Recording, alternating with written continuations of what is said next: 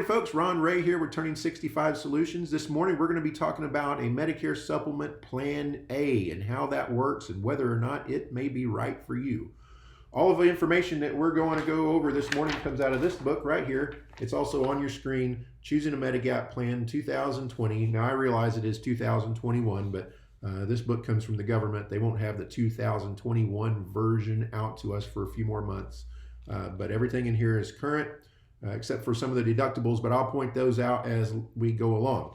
Okay, so all the information comes from the government, not from me. I'm not making any of it up. So we're just going to skip ahead a few pages and get to a chart right here. Okay, so these are all of the Medicare supplements that are available. Okay, now there's a couple of them that aren't available to you if you are new to Medicare after January the 1st, 2020. That's when the macro law went into effect. And if you started Medicare, your Medicare Part A date is after January 1st, 2020. You can no longer get a Plan C or Plan F. However, if your Medicare A start date is before January 1st, 2020, you can still get or keep, if you already have, a Plan C or a Plan F. That's not what we're talking about today, but I just wanted to point that out because I always get that question. Today, we're going to be talking about Medicare Supplement Plan A. So it's the first one on the list. It's the oldest one on the list. The government has simply just named them in the order in which they were introduced.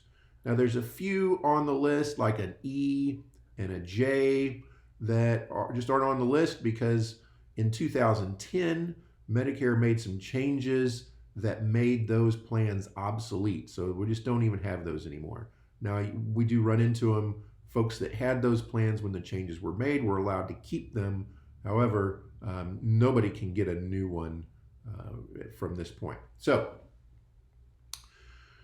Medicare Plan A. Medicare Plan A is the first. It's also the least comprehensive on the list. And what it covers is just what's called the basic benefits, okay? And sometimes maybe it's a little bit easier to talk about what it doesn't cover, okay? So it does not cover skilled nursing facility care. So for Medicare Part A, does cover some skilled nursing facility care with a copay or a co-insurance that is your responsibility. The Plan A does not cover that for you, so that comes out of your pocket. It does not cover the Medicare Part A deductible. That's for hospitalization. That is currently in the year 2021, where we're at now, $1,484. It does not cover that. That comes out of your pocket with a Plan A. It does not cover the Part B deductible, which is currently $203. That comes out of your pocket with a Plan A. It also does not cover that 15% excess charge that we talked about before. That's called the Part B excess charge. It's up to 15% of the Medicare approved amount. That can be a big number, and that comes out of your pocket with a Plan A. It also does not cover foreign travel emergency like some of the other plans do. So what does it cover? It covers the Medicare Part A co-insurance. Okay, so for every day that you're in the hospital after 60 days, you start paying a per day copay co-insurance. Medicare, the Plan A, Medicare Supplement Plan A covers that for you. So after you've met the Part A deductible of $1,484, which actually covers your first 60 days in the hospital, if you're in the hospital for more than 60 days, there's a per day amount that comes out of your pocket. The Plan A covers that. It also covers the Part B co-insurance. That is the 20%. Okay, so we always talk about Medicare pays 80%, you pay 20%. That's specifically what we're talking about. So for doctors, office visits, outpatient services, Medicare pays 80%. Your Plan A pays your 20% share for you, so nothing comes out of your pocket after you've satisfied the $203 deductible down here. Medicare does not cover the first 3 pints of blood.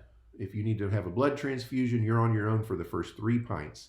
The Plan A covers that amount for you. Plan A also covers your hospice, your Part A hospice copay and co-insurance.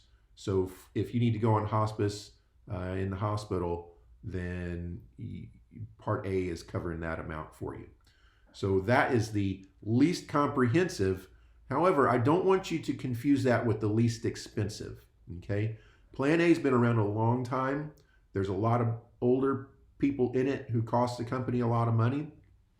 Also, Plan A is kind of unique in that in most cases, in most states, if you're on Medicare and under age 65, okay, because you're on Medicare because of disability or certain diseases that instantly qualify you for Medicare, but you've not yet reached age 65, and you want a Medicare supplement instead of a Medicare Advantage plan, in most cases, in most states, the Plan A is the only plan that's available. You can't get a Plan G or a Plan N or any of these other ones. You can only get a Plan A until you reach age 65, at which time you can get whatever you want.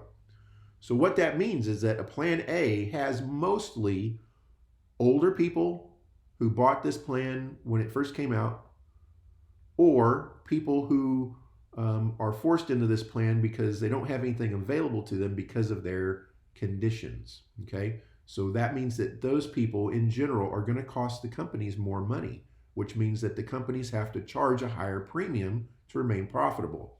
So being the least comprehensive plan does not equal the least expensive plan, okay? And the savings and the cost of a Plan A versus, say, a Plan G or a Plan N is not that big a difference when you consider the amount of risk that you take on for yourself compared to a Plan G or a Plan N, okay?